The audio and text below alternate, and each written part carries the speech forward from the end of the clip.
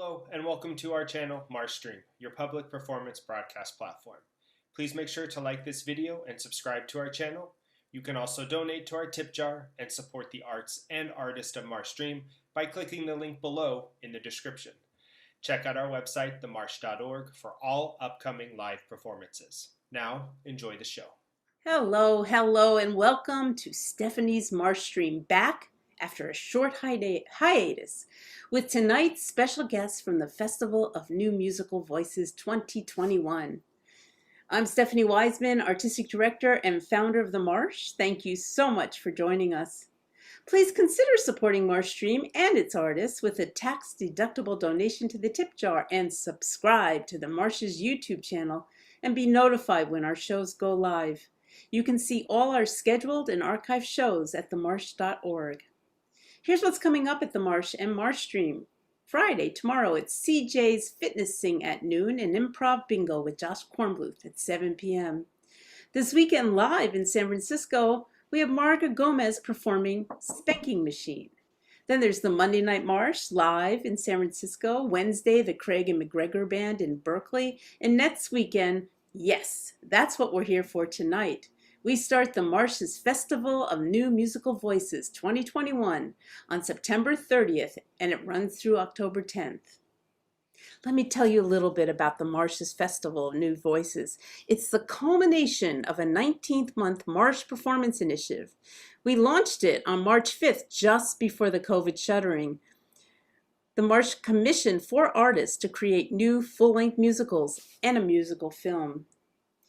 This performance initiative was conceived and designed by me and produced by Brian Williamson, our General Manager. This is the 4th Marsh Performance Initiative, each culminating in a festival. But first, I'd like to introduce David Ford, the leading director of solo new theater in the Bay Area. He led the workshop supporting the development of 3 of the new musicals we will be talking about tonight. Hello, David. Hello, how are you? I am good. So glad you're here.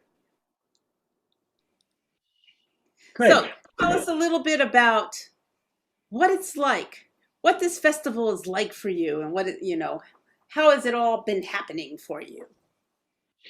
Well, it's hard to talk about that without talking about the pandemic and how much the being able to meet with this group of people on a regular basis has been very rewarding throughout the last 18 months.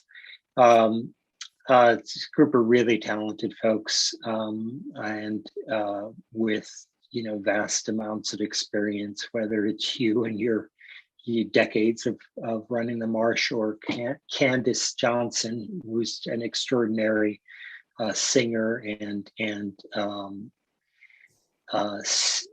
scholar of music. Wayne Harris, who's done several shows here at the Marsh, and his partnership with Maggie Wilson, or working with Kathryn Keats, who again, an extraordinary talent whose career was violently interrupted, and that's part of the story that she gets to tell this go around. But to be working with somebody who's through composing an hour-long piece of theater and music, it's really exciting for me to be able to play in the world of music as well as the world of words and embodiment. So, do you think there's a trend in solo performance to add music, or become more multimedia, so to speak? This is, I very much wanted to, we saw these wonderful musical things being developed, so I wanted to focus one of our performance initiatives on music, and it felt like the right time. You've seen so many performances and performers. What do you think about the timing of this and the importance of solo performance musicals? And we're not all... I just think it's a natural outgrowth of solo performance. What makes it interesting is that the writer performer is bringing the best of themselves to the project. And from time to time, that means bringing music to the project. Whether I mean, Wayne's done some other pieces that were musical. Charlie Varon did that beautiful collaboration with Joan Jean Reno, where Charlie was doing a story and Joan was playing a duet of music opposite it. And you have always been extremely interested in developing musical performance. I remember the old days when you regularly had Laurie Mott and her crowd on the Marsh stage. So I think it's just as natural as music is to the human organism. And this festival is not just doing solo performers. We have two pieces that are solo performance. One that's within a concert, one's with a recording of beautiful, beautiful music. And then we have Maggie and Wayne's piece, a two-person play. Well, it's a two-person play with orchestra, so yeah, there's a lot more people on stage. And how do you think that all goes? And then there's Aphrodisia, which is my piece, which has been reimagined by the dancer Wang, and that's a completely different aspect in a way. Do you see similarities? Do you see the differences between the piece and what we normally do on the Marsh's stages? Again, I don't know what normal means. We end up with a certain number of solo performers on our stages, but we've always been doing other kinds of work too. You've done a really great job of providing a space for writer performers to explore whatever their fervid imaginations come up with. So the fact that Wayne Harris, who has done solo shows with us, has his fervid imagination came up with doing a collaboration with Maggie, and that almost inevitably turned into a play that focuses on two characters. That just seems like the most natural thing in the world. It doesn't seem like the Marsh has necessarily been that much about solo performance as much as it's been about the opportunity for writer performers to explore their own imaginations and follow that wherever it takes them. Yes, I agree. The intimate, authentic voices, right? And who's got it better than writer performers, right? That's the closest you get, isn't it? And it's one of the things that makes me proud about it is I feel like we have more authentically San Francisco voices on stage than any other theater in the world. I think that we really get to represent the experiences and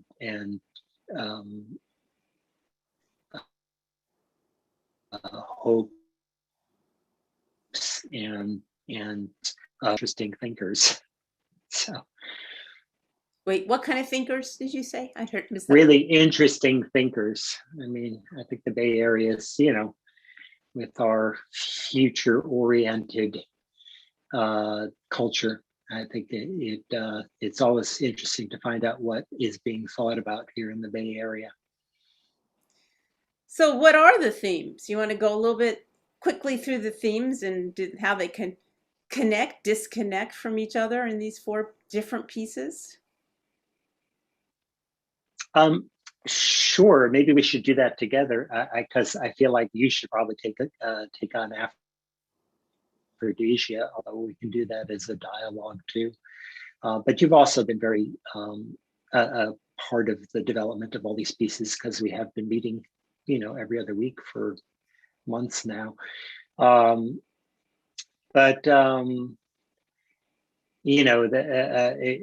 was interesting working with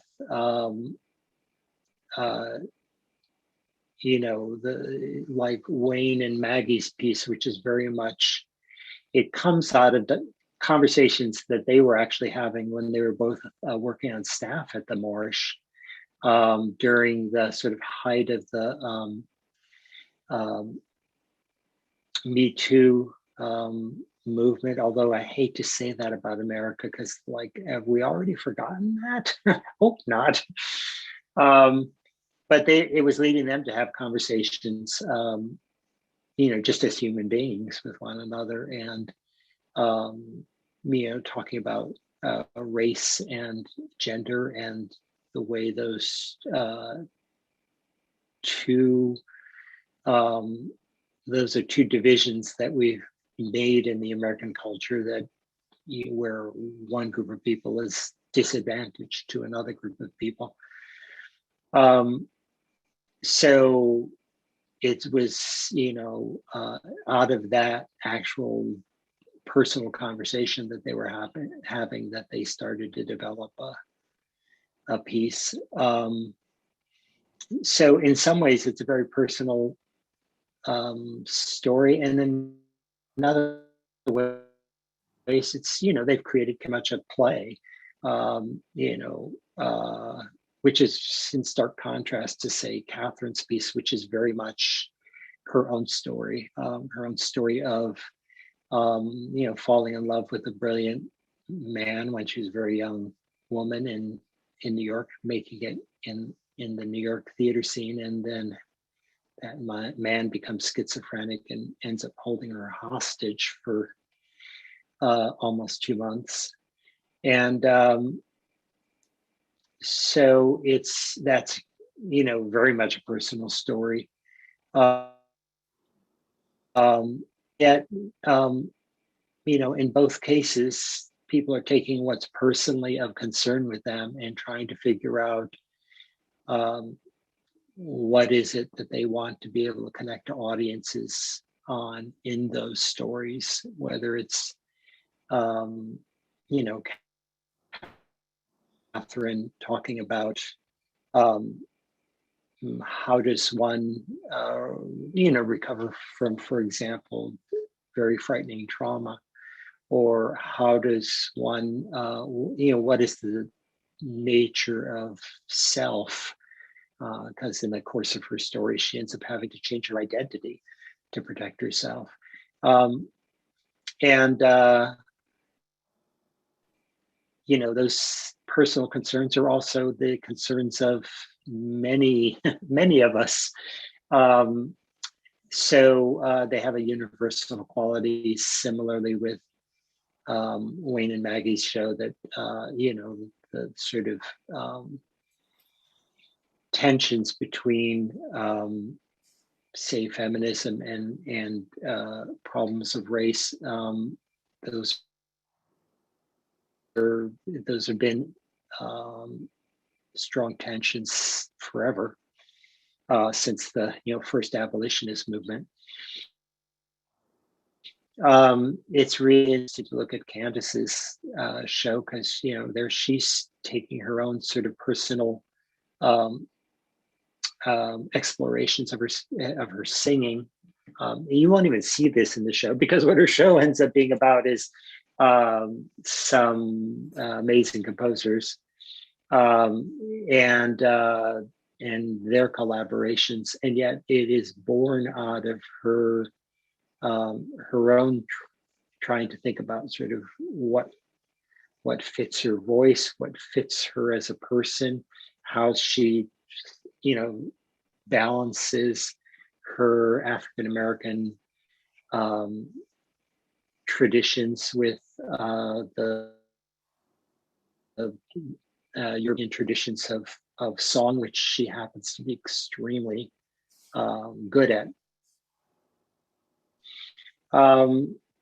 So and then it's interesting to. I'm going to turn it over to you. What do you think made Wang so interested in taking a story that is a love story that you wrote and set to music with a collaborator?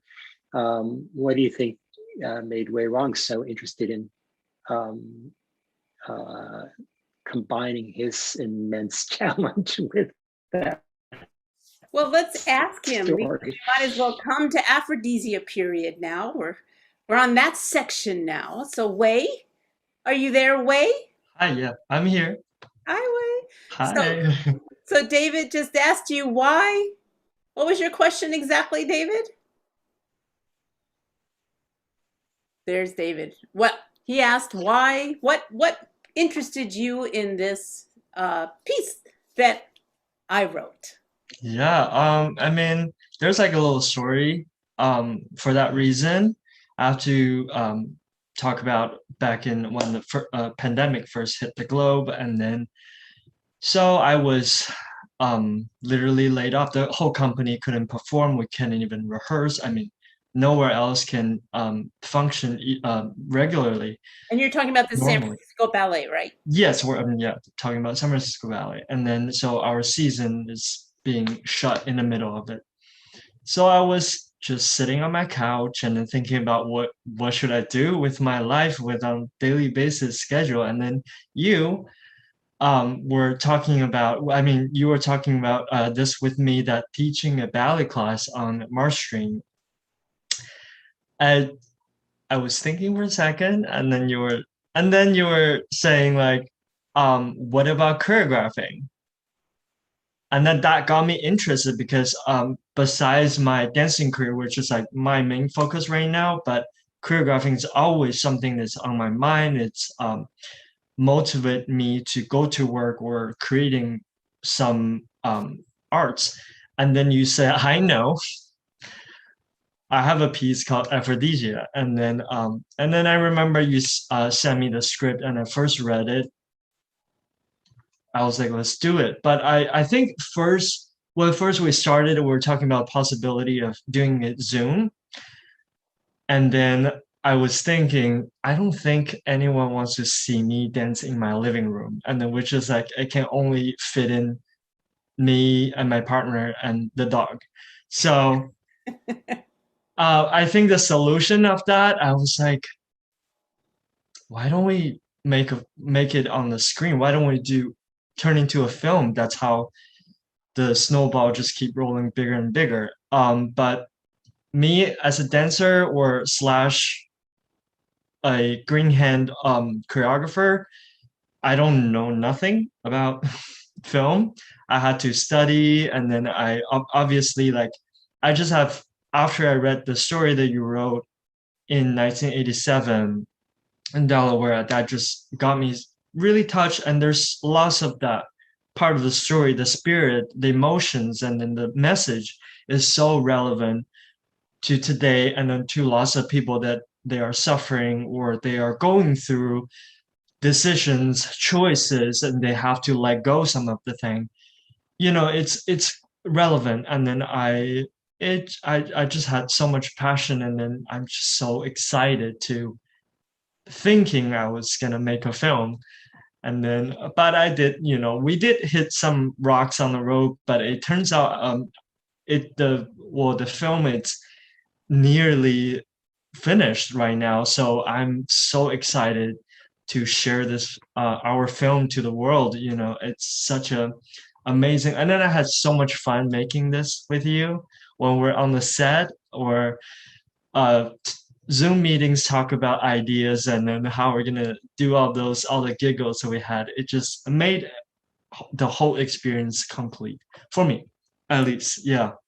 Well, I have to admit, you are so much fun to work with. You are so nice and serious. And I mean, you are such an artist. I mean, you're like the principal dancer of the San Francisco Ballet. That means you're one of the best dancers in the world. And the hilarious thing is, then tell them you choreograph pieces for me to dance. That's Stephanie right. Weisman, spatially defunct, had to learn dances. Tell us a little bit about that. I feel like you should give yourself a little bit more credit, especially if after people see you dance. I think they have a different concept of you talking about yourself spatially defunct. But we did have lots of Zoom rehearsals. We were trying to make it out, and I want to make this as easy and comfortable and enjoyable mostly for you and for us to do this. And then lots of the movements that are like connected with my movements, I can make it, some of them have to adapt with this characters or stories for you to try it on and see if it fits you. It's just, I just had so much fun to discover choreograph on a person that dancing is not, like not as a dancer for her career, and then that's interesting to me, and also, yeah, it's just enjoyable to figure things out between ourselves. It's really fun.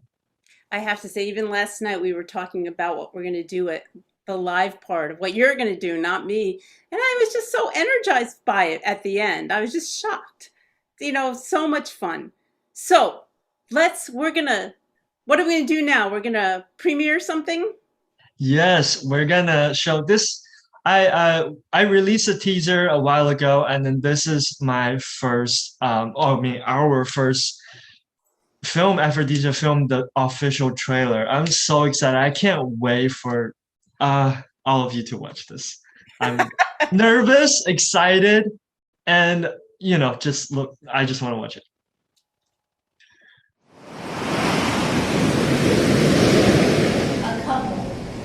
Across the table from each other. It is a white, circular table with a molded top. He had flown to California to fetch her, to entice her back to his little house on stilts on Delaware Bay. Can you even begin to imagine how romantic it was? Visualize it. First night, we watched the light fade. Full moon rise above the bay. Surrounded by the sounds of the ocean and the seabirds, for the first time, I let life come into me. They are sitting at a table, a white, circular table with a molded top. It is the first morning after he has arrived in California to fetch her to Delaware. She's mumbling. She's barely coherent. She is determined. I developed a practice in Delaware. I'd start each morning obsessing in the bed. Thoughts, fears, anger, all of it running rampant through me, immobilizing me, flattening me to that bed. Oh, female, he says, you're just in it. Try to understand you're just in it. What was I doing in this God-blessed and forsaken place, flattened to my bed every morning? Was I trying to turn into you? Oh, female. Let me see, she says. This is romance. She crazy, determined, and peaceful. One or the other. She's barely coherent. She is determined. A couple sit across the table to get rid of her. Do you understand? This is romance. A couple sit across the table to get rid of her. Crazy. Understand? One or get rid of her. It's over.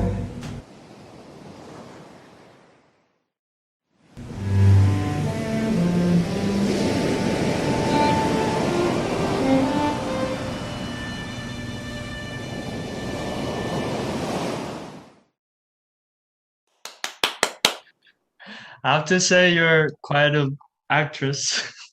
I have to say, and then I can't believe all the crazy, like it's nuts. I can't believe all the stuff I did it to you. What made you do in the film, like sitting on the ledge that's so high up, and then make you look down, and then do all the movements. I really appreciate you. I appreciate you. And you made me feel safe. Thank you. Thank you so much. Thank you, Wei. I can't wait.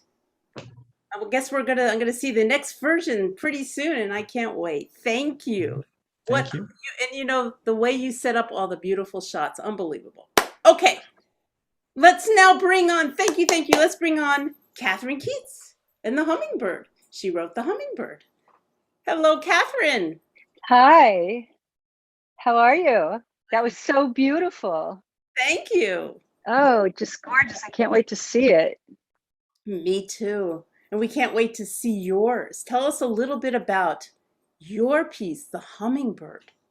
Well, while I was sitting here, I wrote something. So I wrote, my life has been forever changed to be able to work with the group of people over the last 18 months.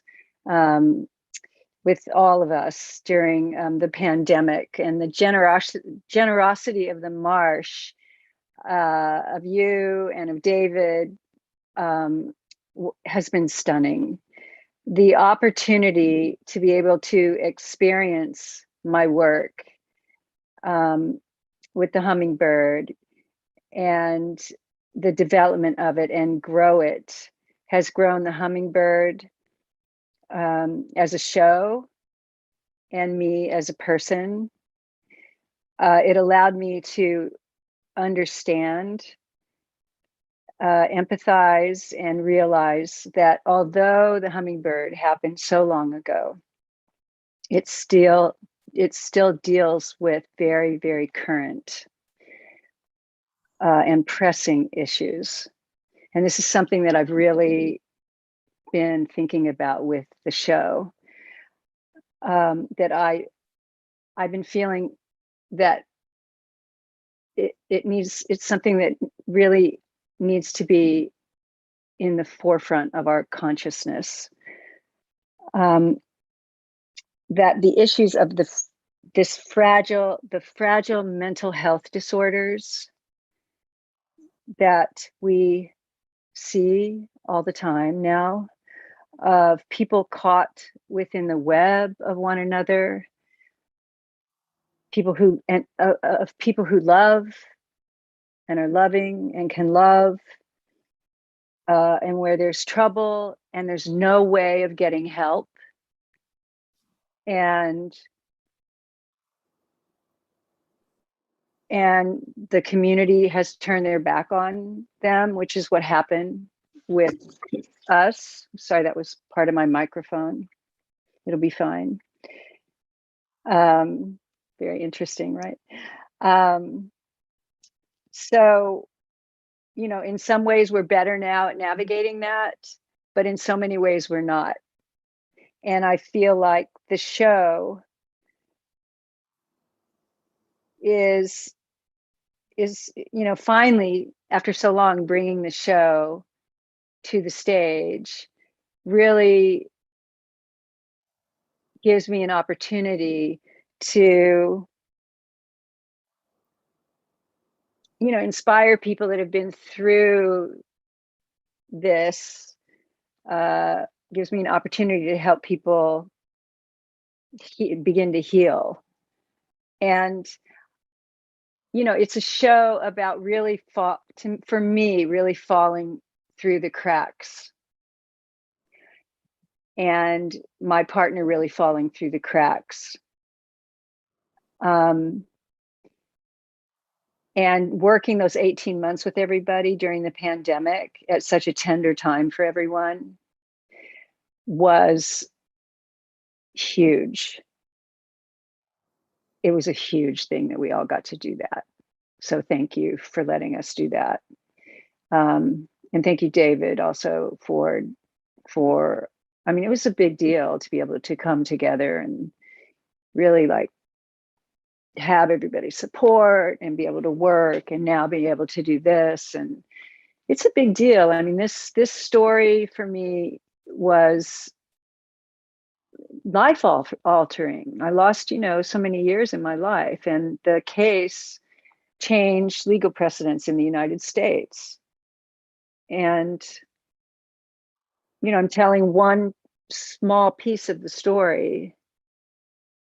And it's a very difficult story to be able to write and be able to do. And even though it's just an hour, it's an incredible hour to do. And I don't think it needs to be any longer than an hour. I think we get plenty, Well, I mean, So you're such an incredible singer in the music, and like this piece was done to a certain extent before the workshop, and each yeah, of the pieces have a different life cycle that came into. yeah, And I also want to say, yes, how wonderful it was to work with you and everyone in the workshop. What a yeah. wonderful thing to look forward to every 2 weeks and to get so much out of. But this piece, can you talk a little bit about Well, the talent of everybody in the workshop was a mind blower, from New York and here and Wayne and Maggie. I mean, it was, and Candace and you. I mean, it was just like sitting with I mean, for me, it was just a mind blower. so what Yeah. kind of changes, what happened during the workshop to your piece over time? What was the impact on your basically completed piece when you started? What was the impact?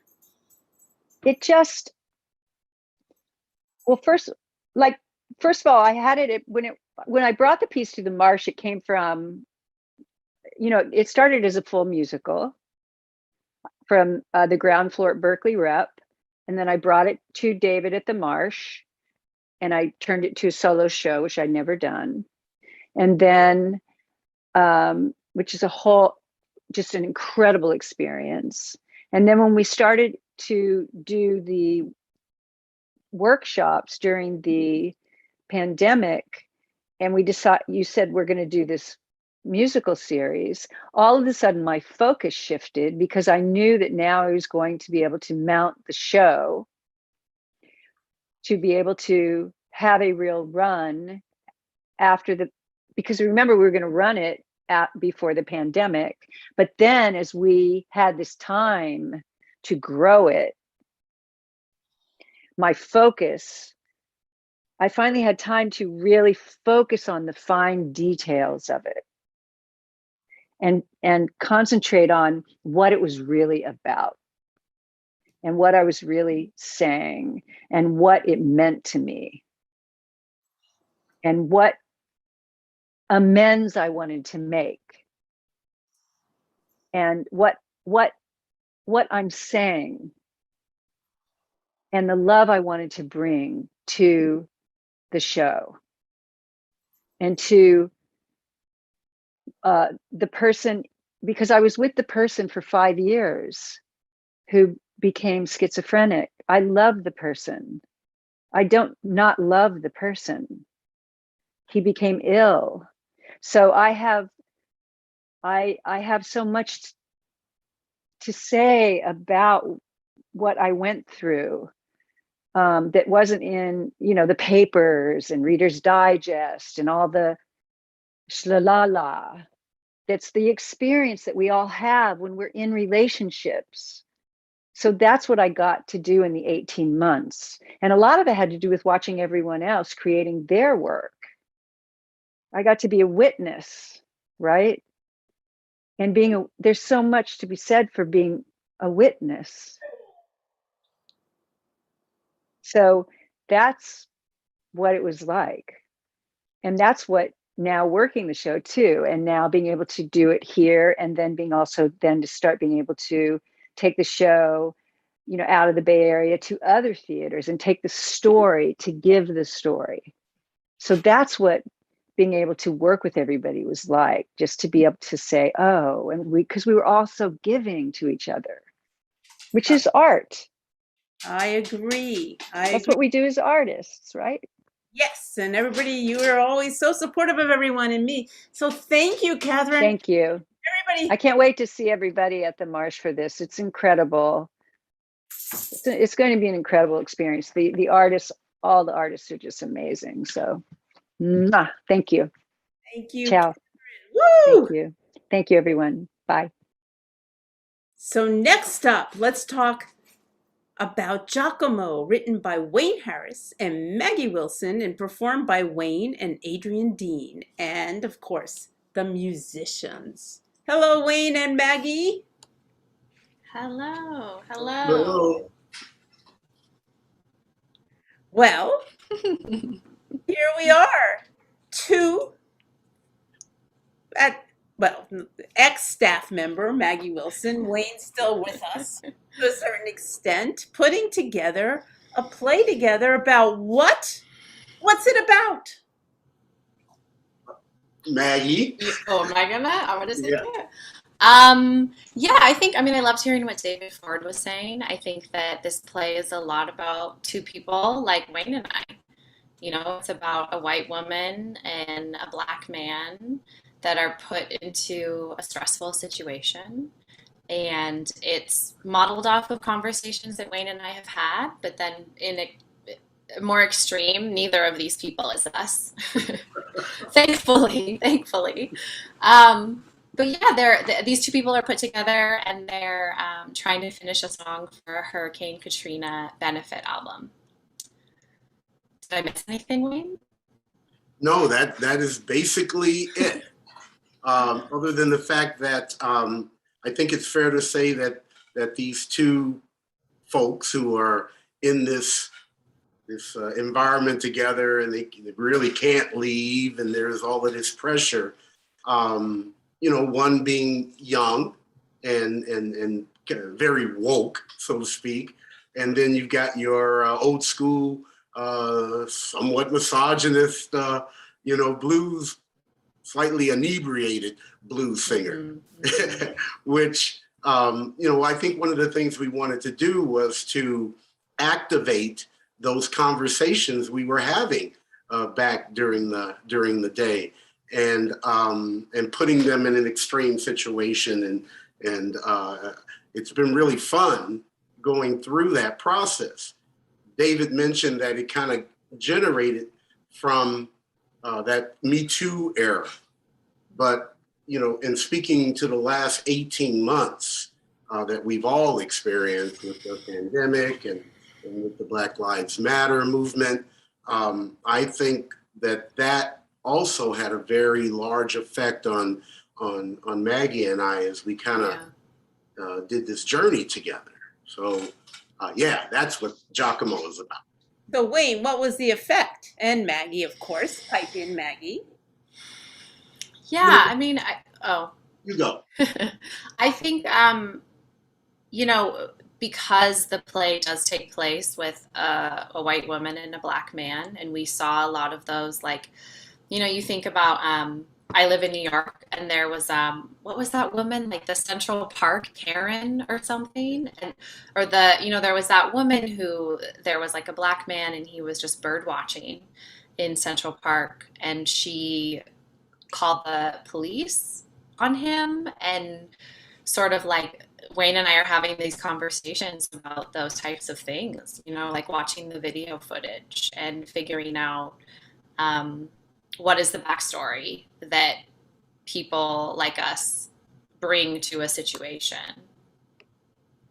Kind of like what are the societal pressures, I think, that these people enter the room with.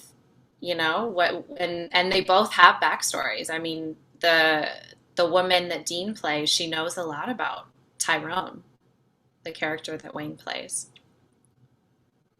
And I think there's a large influence from the fact that Maggie and I spent a lot of time together. Mm-hmm. Because of this pandemic. I think we maybe, even had more opportunities to kind of really kind of speak to the broader questions, that's always kind of been what Maggie and I have done. So even in the course of writing this piece, believe me, we would go off on tangents, Yeah. And I think all of it informed these characters. And, one of the things that I think we've been trying to achieve is with these very different characters and flawed characters that we're able to tap into their humanity, and that we're asking the characters, ourselves, our audiences, to look a little deeper. And I think this pandemic, the sea change that we see culturally, are asking all of us to do just that, to kind of look below the surface to really see what's there and find the humanity in each other. And I would add too, I think, I mean, with the workshop being virtual, we had like every 2 weeks, we had a deadline. Yeah. So Yeah. we Yeah, were that's like good. so committed to bringing in new pages and sharing them Yeah. with the rest of you and getting your feedback and then going back and rewriting. I think that, I mean, creatively it was huge. Yeah. Huge for the piece. And highly entertaining. You know, I mean, every week, you know, not everybody had something, but there would just be these gems that would come out of the weeks. I remember some improvisation from Candace that you're just, you know, blown away by, or Stephanie, when you started showing us what the work Wave was doing, and then, you know, Kathryn's voice. So, you know, selfishly, you know, these weren't short workshops, you know, but it was worth it. It was highly entertaining and informative. I'm sure we've all been changed, Maggie, by what we've seen. Yeah, I mean, it impacted what we did. Absolutely. It's impacted like every step of this play. How did it impact it? Well, for me, I think quality, you know, I come to singing in a very layman way, right?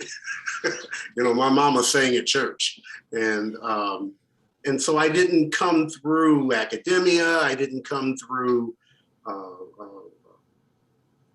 you know, from an educational standpoint, and to be able to see Candace and Kathryn's work has really helped me in terms of my wanting to be a singer, and first of all, realizing, you know, what that standard can be with that level of voice.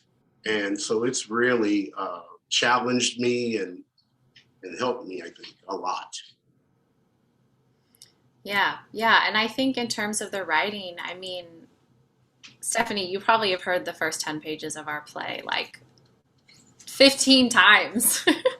You know, like I think having that space, and I know there were some days where we were like, is it okay if we bring in this scene again? And everyone was so welcoming and was like, bring in whatever you need. We're here to help you. We're here to support you.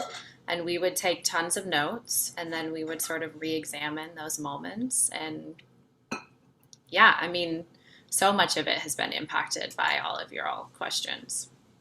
I would like to invite everyone who's here to go to our website, giacomoplay.com, and there are recordings of two of the original songs from Giacomo that I wrote, and just from a quality standpoint, please go to the website and check it out. We're really excited.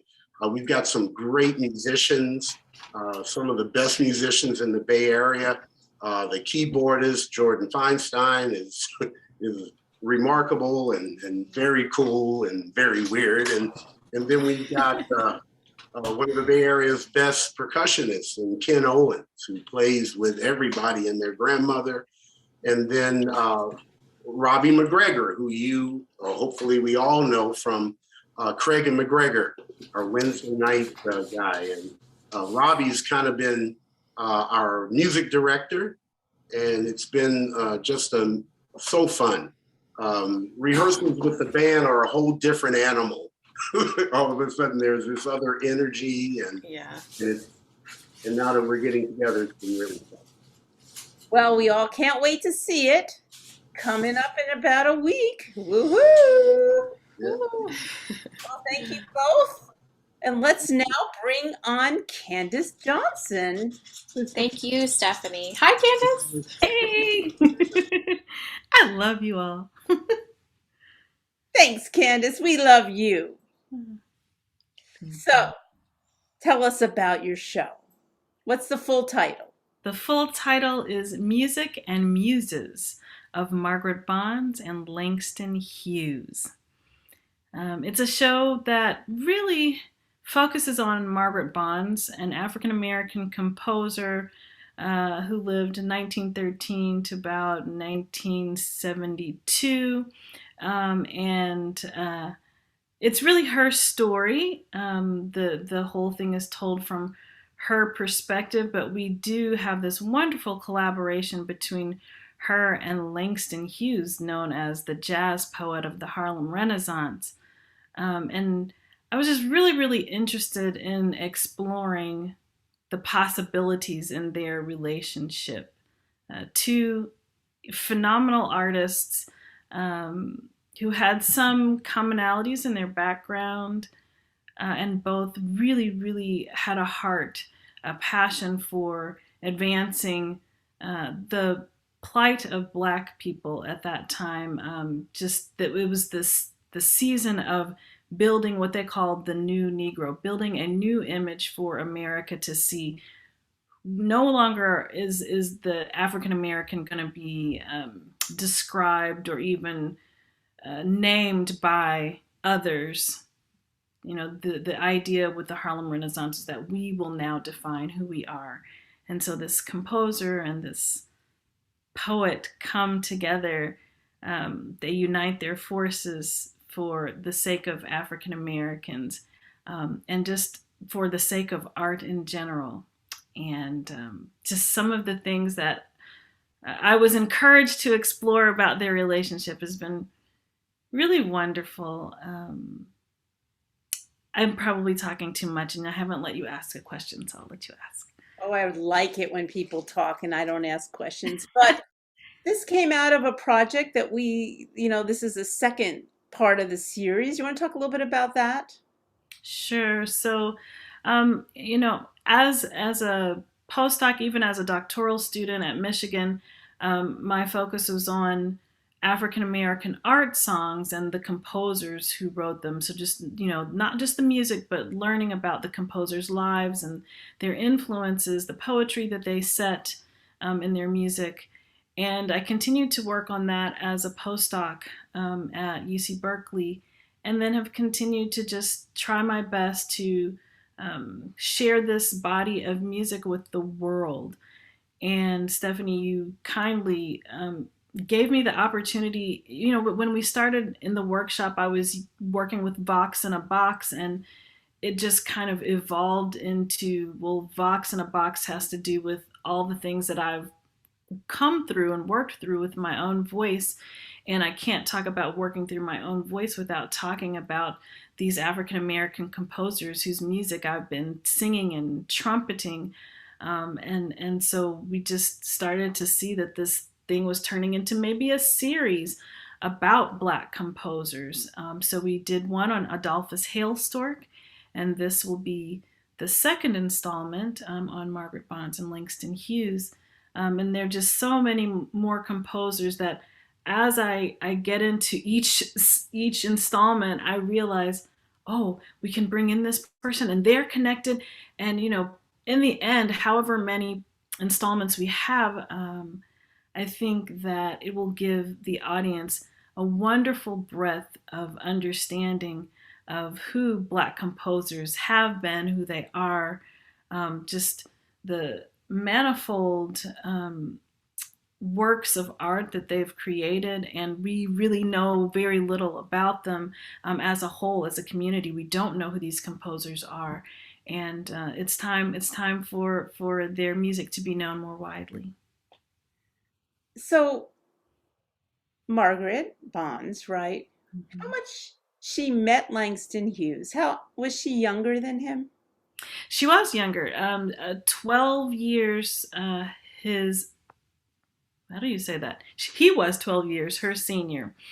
How old was she when they met? She was 26. So she had come out of working on her undergrad degree at Northwestern. She encountered 10 years before she even met him, she had encountered his work, and it completely changed her life. And so she has this one poem that she just holds on to, and when she meets him, it's like, oh wow, this is the man who wrote this piece that completely impacted me and how I think about words and what words can be with music. And then this relationship just begins to kind of like ignite.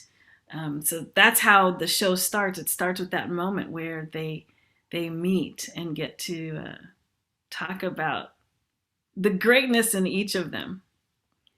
I mean, there is almost a theme here of women. Are they all women artists meeting older mentor artists, and they're mishigash, which is a Yiddish word for craziness. Even Wayne and Maggie, it's about a younger woman with an older black man. So, it's interesting. I didn't think of it till tonight that there's actually themes that go through each one of these pieces that are in some way similar. That is interesting. I hadn't thought about that myself. What do we do with that? I don't know about this chat. Anyway, so we've got the poetry of Langston Hughes, and we've got Margaret Woodson. She's a composer, and she then composes. What does she do? Does she compose pieces with him, to his words? How does that work? So she never composes like in the same room where they're working together. It never happens that way. He has the poetry that he has written, and sometimes they're saying, okay, we're going to write, because they did things other than classical music, so he's writing poetry, but they also did plays. So there was the poetry that had already existed, and so she, picked and chose what she wanted to set. And it's interesting, one of the things that she says about The Negro Speaks of Rivers, which is the poem that she encountered as an undergrad student at Northwestern, she said that piece in particular was probably the hilt of her work. And I think, if I think about the scope of her work, piano music, art song, musical theater, incidental commercial music, symphonic work. When I think about this one piece, I think encapsulated in The Negro Speaks of Rivers is there is a cell of everything else that she has done. So that piece in particular is really significant. So there's that. I guess, as I said, they never worked side by side so much on the art itself, though they spent a lot of time together. So tell us a little bit about what it's like. You're acting their stories, you're writing and acting, you're singing. Are you singing her pieces? Tell us what you're doing in the actual piece. So we definitely will hear The Negro Speaks of Rivers. That is it's a quintessential piece. And you'll hear the motive of the rivers throughout the show. And then there is a song cycle that's also set to Langston's poetry, and it's called Dream Variations. It starts with Minstrel Man, then there is the title, the second song in the song cycle is Dream Variations, and then and you're singing them, correct? I am singing them live with Mark Shapiro on piano. Mark Shapiro of the San Francisco Symphony, so really excited to have that collaboration. Thanks to you, Stephanie. Yes, because we all know Mark happens to be my cousin. And we fixed them up, Mark and Candace. Well,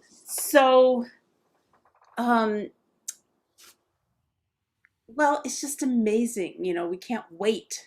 I cannot wait to see your piece and all the pieces as they blossom on the Marsh Berkeley stages in a week or so. Stephanie, you all were speaking about the process in the workshop, and I just want to pay homage to everyone that was involved, to you, to David, to Wayne, to Maggie, to Kathryn, and Brian in the background making a lot of things happen. This was, I don't want to be sacrilegious when I say this, but this was almost like my sanctuary, a place that I felt was very sacred. a place of community, encouragement, lots of love, discovery, self-discovery, and discovering, the beauty in others. And I could not have poured out this stuff inside of me that's just been sitting and hungry to find a way to climb out. I wouldn't have been able to pour these things out if I hadn't been in the company of all of you, and had your assistance and your ears and your words of wisdom. So I just wanted to say thank you to all of you. It's been really my pleasure. Well, I want to thank everyone, and also even the Fleischecker Foundation who supported this project. This very long, extended 18-month, originally like a 6-month project, turned into 18 months. So I want to thank everyone, and I invite everyone. You can buy a festival pass and see all 4 shows for like $50, and please come to see the shows live, because everybody cannot wait to be in an audience and be with people anymore.